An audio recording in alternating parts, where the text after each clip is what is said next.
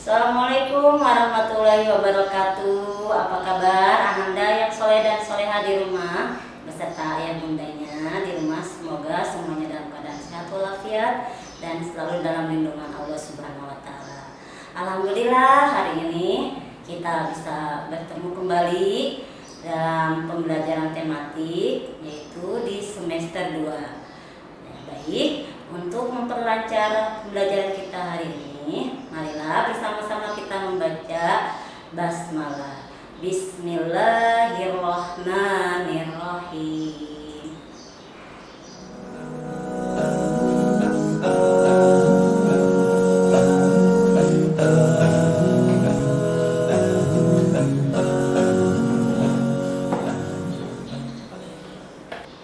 Baik, Ananda yang soleh dan soleha, hari ini kita akan belajar tematik, yaitu memasuki tema 8 yang berjudul Bumiku, dan kita memasuki subtema 1, yaitu perbedaan waktu dan pengaruhnya.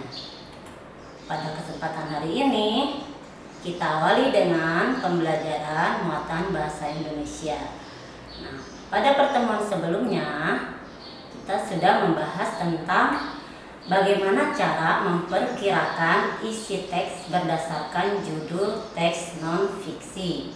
Baik, mari kita mengingat kembali pembelajaran sebelumnya. Itu yang pertama, untuk mengetahui atau memperkirakan isi teks berdasarkan judul tersebut, perhatikan judul teks tersebut dengan cermat. Kemudian, tentukan kata kunci pada judul yang tertera. Langkah selanjutnya adalah pahami makna dari kata kunci tersebut, dan langkah yang terakhir adalah perkirakan informasi apa yang akan disajikan berdasarkan judul tersebut. Nah, kita lihat contohnya di sini. Bacalah judul teks berikut. Judul teksnya adalah Sektor Ekonomi Negara Berkembang di Asia Tenggara. Dari judul teks berikut ini, kita dapat memperkirakan informasi apa yang terdapat dalam teks dilihat dari judulnya tersebut. Yang pertama yang kita lakukan adalah yang pertama, temukan kata kuncinya. Dari judul teks tersebut ini, kata kunci yang ditemukan adalah sektor ekonomi dan negara berkembang di Asia Tenggara. Dari kata kunci tersebut kita dapat memperkirakan apa saja isi teks yang terdapat dalam sebuah bacaan dilihat dari judulnya saja. Nah, dari judul sektor ekonomi negara berkembang di Asia Tenggara ini dapat diperkirakan isi teksnya adalah yang pertama, teks ini menjelaskan tentang sektor ekonomi. Kemudian perkiraan yang kedua, teks ini menyebutkan negara-negara berkembang yang ada di Asia Tenggara. Dan yang terakhir, perkiraan yang bisa kita lihat adalah menjelaskan keadaan sektor ekonomi negara berkembang di Asia Tenggara. Nah, yang tadi itu adalah contoh cara menemukan informasi berdasarkan perkiraan dari sebuah judul teks. Kemudian, sekarang kita akan membandingkan perkiraan informasi sebelum dan sesudah membaca teks. Baik, langkah-langkah yang bisa kita gunakan adalah yang pertama. Yang pertama, cermati terlebih dahulu judul teks yang diberikan untuk memperoleh perkiraan informasi. Seperti yang sudah dibahas sebelumnya tadi, bahwa untuk menemukan perkiraan atau perkiraan informasi bisa kita lihat dari judul sebuah teks. Temukan kata kuncinya.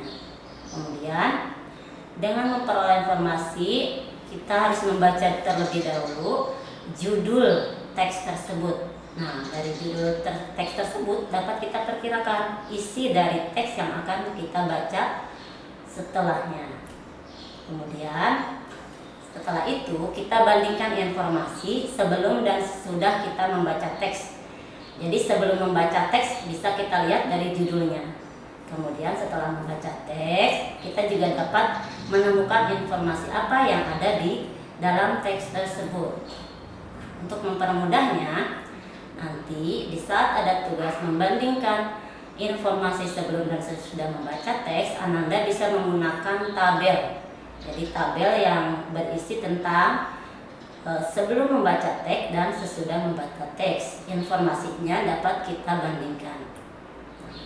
Tadi pelajaran atau mengingat pelajaran kita pada sebelumnya itu tentang memperkirakan informasi dari teks non fiksi sebelum dan sesudah dibaca. Kita akan memasuki pembelajaran berikutnya itu tentang muatan PKN. Pada pelajaran-pelajaran sebelumnya sudah sering diingatkan atau sudah sering kita pelajari pembelajaran tentang hak dan kewajiban. Nah, pada kesempatan hari ini kita akan belajar tentang hak dan kewajiban seorang pelajar atau siswa sebagai bagian dari warga negara Indonesia. Jadi, siswa juga sebagai pelajar merupakan bagian dari warga negara Indonesia. Setiap anak di Indonesia merupakan warga negara yang berhak mendapatkan pendidikan di sekolah, mendapatkan kenyamanan di sekolah, mendapatkan fasilitas-fasilitas yang nyaman di sekolah. Nah, akan tetapi untuk mendapatkan hak tersebut, setiap siswa atau para pelajar juga harus menjalankan kewajibannya sebagai berikut. Contoh yang pertama adalah belajar dengan giat dan tekun, baik belajar di rumah maupun belajar di sekolah. Pada saat pandemi saat ini, Ananda sekarang belajar dari rumah. Meskipun demikian, belajarnya harus tetap giat dan tekun. Kemudian adalah kewajiban yang harus dilaksanakan oleh siswa saat di sekolah, mengikuti upacara bendera dengan tertib. Selanjutnya contohnya adalah mematuhi peraturan sekolah. Semua peraturan-peraturan yang ada di sekolah harus dipatuhi. Contohnya, jam kedatangan harus tepat waktu, menggunakan seragam yang rapi sesuai harinya, atau mematuhi peraturan-peraturan sekolah yang lain.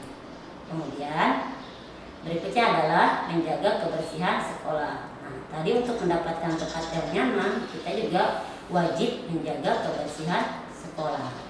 Nah, kewajiban-kewajiban ini setelah kita kerjakan, setelah Ananda kerjakan kewajiban tersebut, maka Ananda berhak untuk mendapatkan hak-hak Ananda di sekolah.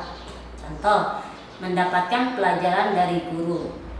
Setelah Ananda giat rajin belajar, Ananda juga berhak mendapatkan pelajaran dari guru. Kemudian, jika kita belajar dengan giat dan tekun, maka Ananda juga berhak mendapatkan nilai sesuai dengan usahanya. Jika belajarnya giat, insya Allah nilainya juga akan bagus. Jika belajarnya malas-malasan, nilainya juga yang diterima tentu tidak bagus. Kemudian, Ananda atau anak-anak semuanya berhak mendapatkan fasilitas di sekolah, seperti menggunakan lapangan untuk bermain atau berolahraga, menggunakan kelas yang bersih, atau menggunakan fasilitas-fasilitas lain yang ada di sekolah. Kemudian, Ananda juga berhak menikmati suasana belajar yang nyaman. Jika Ananda sudah melaksanakan kewajiban tadi, maka Ananda berhak mendapatkannya. Nah, kemudian kita lanjutkan ke pembelajaran berikutnya, yaitu tentang kerjasama ASEAN. Pada pertemuan sebelumnya, kerjasama ASEAN pernah dibahas.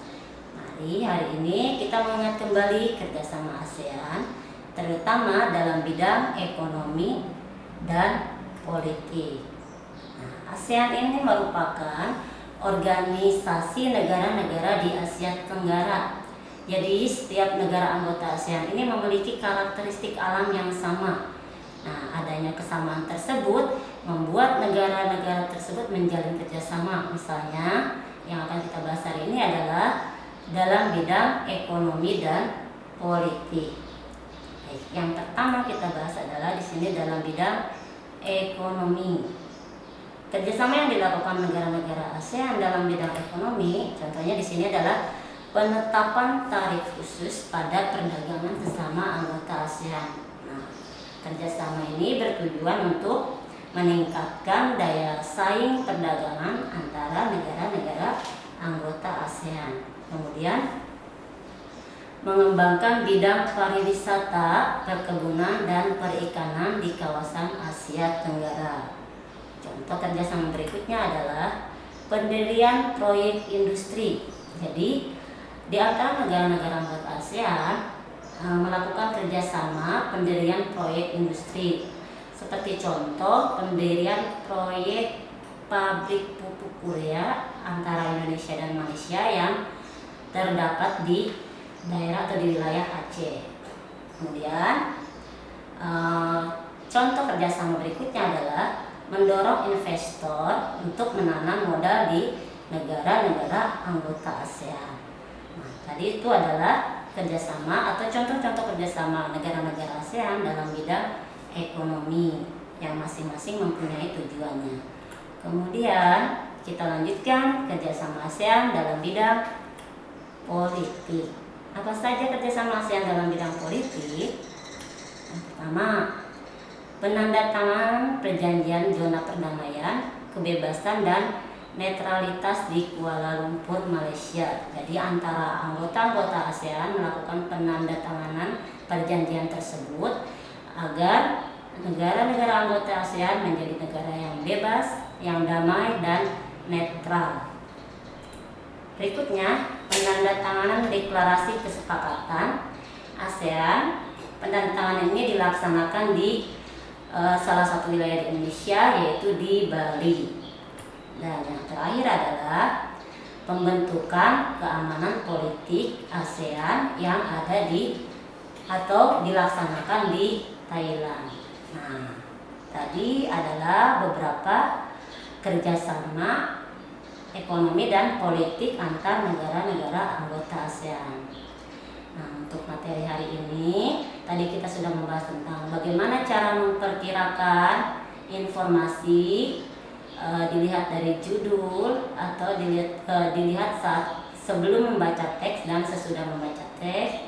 Kemudian sebagai siswa atau pelajar, anak-anak semua juga berhak mendapatkan pendidikan di sekolah, mendapatkan fasilitas, mendapatkan keamanan. Namun demikian tetap harus melaksanakan kewajiban terlebih dahulu.